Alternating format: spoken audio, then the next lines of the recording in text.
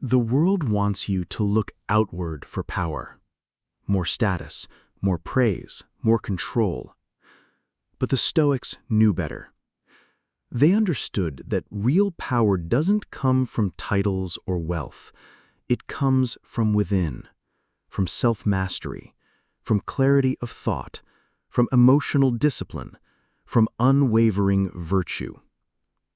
Epictetus was once a slave, yet walked freer than many emperors. Marcus Aurelius ruled the most powerful empire on earth, yet reminded himself daily that control begins in the mind. Seneca had riches, but warned against being owned by them. These men, so different in circumstance, carried the same truth. Your power starts within, not in what you can change out there, but in how you master yourself in here. This is the Stoic path, quiet, resilient, unshakable. Let's walk it together. 1. You control your mind, not the world. There is one truth that separates the wise from the restless, the calm from the reactive, the Stoic from the ordinary. It comes from a man who owned nothing, yet mastered everything. Epictetus. He said simply, "Some things are up to us, and some things are not." This is not just advice. It is a map for peace. Because most people never learn to make that distinction, and so they suffer deeply, unnecessarily, and constantly. Let's break it down. What is up to us? Our perceptions, the stories we tell ourselves about what happens, our choices, how we act even when things go wrong, our responses, the tone, the energy, the meaning we assign to life. And what is not up to us? Whether it rains today, whether someone likes us, whether a job calls us back, whether the world rewards us for our efforts. These things, the traffic, the market, the delay, the rejection, the insult, it's all just life being life. What matters is what you do with it, what meaning you assign to it, what you allow it to do inside your soul. Every moment offers you two choices. Will you be reactive or reflective? Will you become a prisoner of external chaos or a commander of inner peace? That choice shows up in the small things. Someone cuts you off in traffic. Do you explode or breathe and move on? Your partner says something that hurts. Do you lash out or stay silent and respond with wisdom? You feel doubt, fear, impatience. Do you surrender to it or investigate it? The world will always be unpredictable, unfair, unstable. But your mind? That is your fortress. You can't control the waves, but you can become a better sailor. You may not control the world, but you absolutely control how the world shapes you, how it touches your soul, or doesn't. And when you begin to live this way, you no longer chase power, you become it. Because the person who owns their mind can walk through fire, through noise, through failure and praise, without ever losing themselves. That's Stoic strength. That's where your real life begins. Not by changing the world, but by mastering the one thing you've always had control over: yourself. 2. Emotional discipline is real freedom. Seneca once wrote, "No man is free who is not master of himself." It's one of the most confronting truths in Stoicism, because it means that freedom has nothing to do with your surroundings and everything about your self-control. What truly enslaves people today? It's not chains. It's not governments. It's not bad bosses or harsh circumstances. It's emotions without discipline. It's being hijacked by anger, drowned in fear, pulled by desire, driven by jealousy. Most people are pulled by every passing feeling. They react without thinking. They say things they don't mean. They burn bridges they later regret. And then, when the smoke clears, they're left with shame, confusion, and pain that didn't need to exist.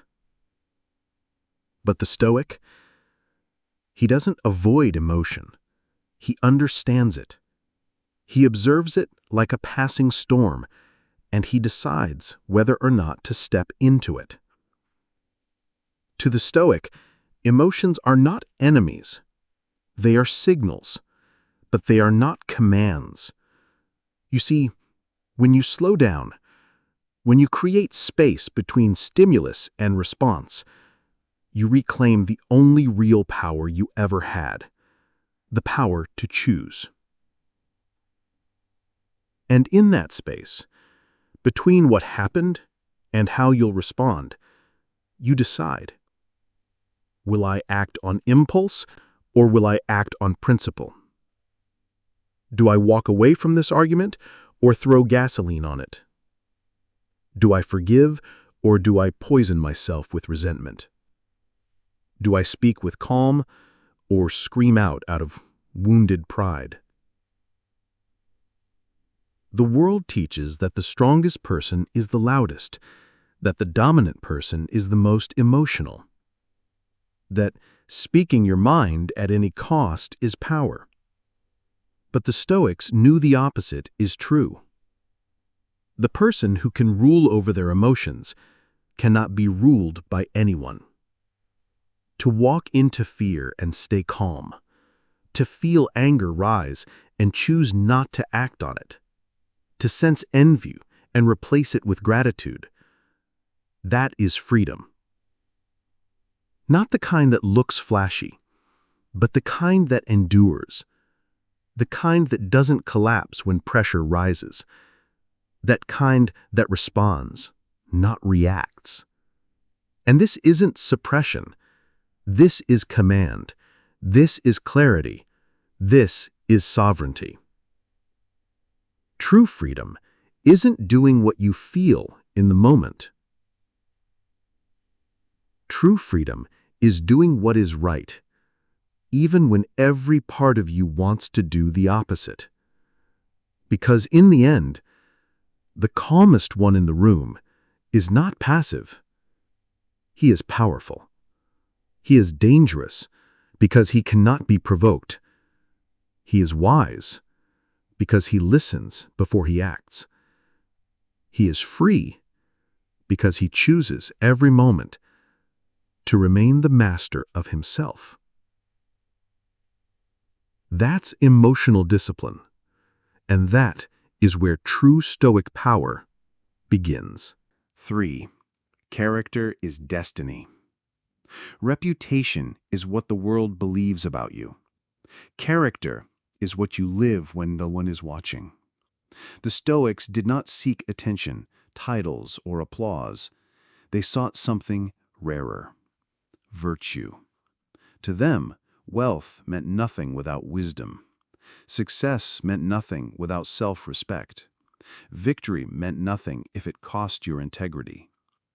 They lived by 4 pillars: wisdom, justice, courage, temperance, not as abstract ideas, but as daily disciplines. That's character.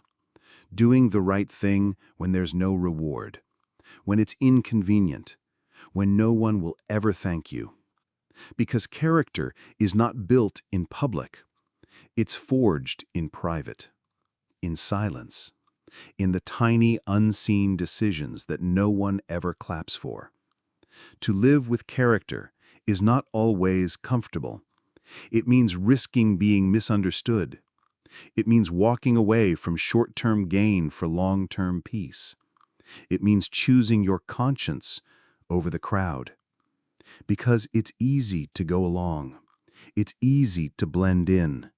But the Stoic knows, if you win the world and lose your soul, you've already lost. These small choices, these quiet sacrifices, they're not dramatic, they don't trend, but they shape who you are. Not your goals, not your speeches, not your plans, but your actions repeated in the dark.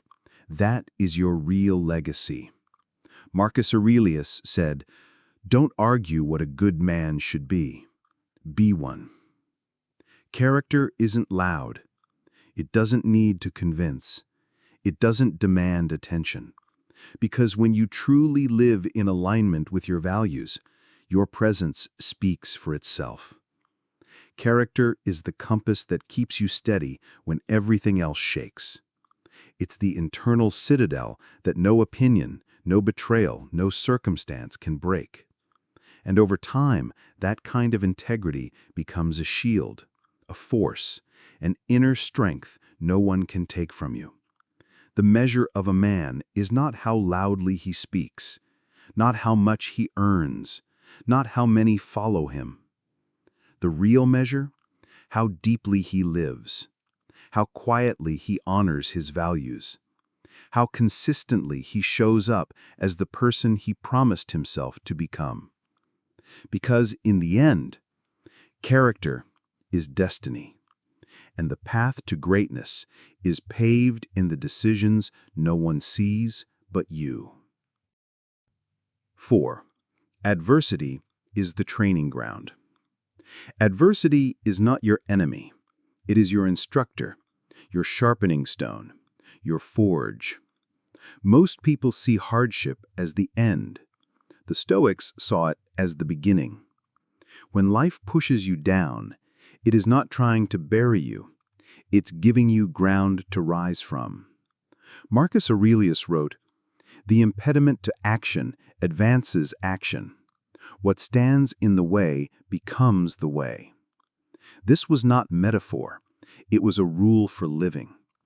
Pain, loss, failure, they feel like walls, but they are actually doors. They ask, will you quit here, or will you transform? The Stoics did not run from adversity. They studied it. They worked with it. They turned it into fuel. Because they knew that suffering isn't what breaks us. It's what reveals us.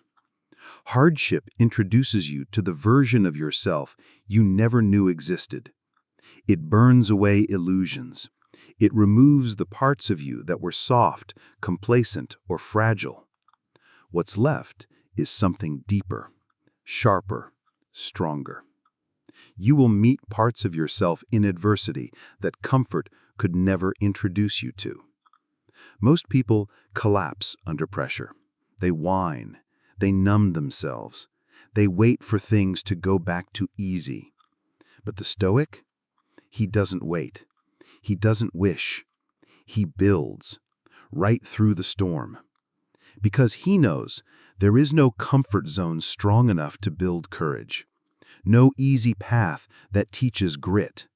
No success without scars. Adversity is not a test. It's a training. Every challenge is a repetition. Every difficulty, a weight. It's not about proving your strength to the world. It's about becoming someone stronger in the process. Let the hard things shape you, not shatter you. Let them strip away what is weak and reveal what is unbreakable. The Stoic never asks, "Why me?" He asks, "What can I do with this? What can I learn? What am I becoming?" Because power isn't found in the life that avoids storms. It's found in the soul that can walk through them without breaking. So, when life gets hard, don't step back, step forward. Because this is the training ground, and your future self is waiting on the other side of your endurance. 5. Self-respect is the foundation of all strength. In the end, you will live with one person for the rest of your life, yourself. Not your followers, not your critics, not even your family. Just you. Alone with your choices. Alone with your thoughts. Alone with the reflections staring back at you when the world goes quiet. So the question is not, do others respect me? The question is, do I respect me? Because you can gain applause. You can gain likes, admiration, even wealth. But if you don't respect the person you are when no one's watching, you've gained nothing. Seneca said, "The first step toward virtue is to reject the example of the crowd." It takes strength to say no, to walk away from what's popular, profitable, or praised when it doesn't align with your principles. That kind of strength isn't loud. It doesn't flex. It doesn't need to be understood.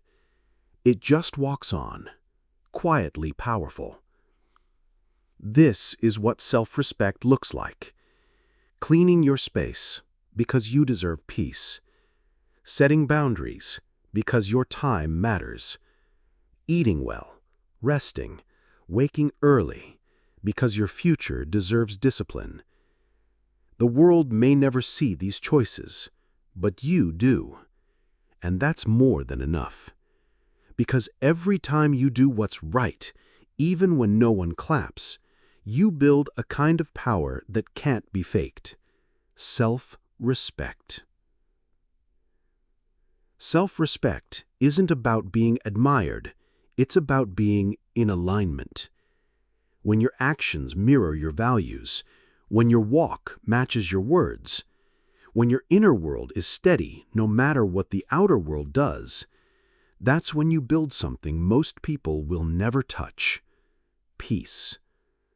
And peace, my friend, is the greatest power there is. There comes a moment, not in front of an audience, not at work, not on a stage, but alone, with no noise, no filters, just you, your life, and the truth. Where you ask, am I proud of who I'm becoming? Would I follow the person I'm pretending to be? The Stoics remind us, you are not what you say you are what you do every day.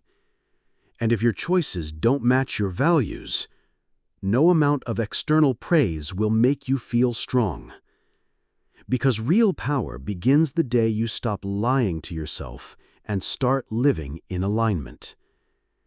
The way you live becomes someone else's blueprint.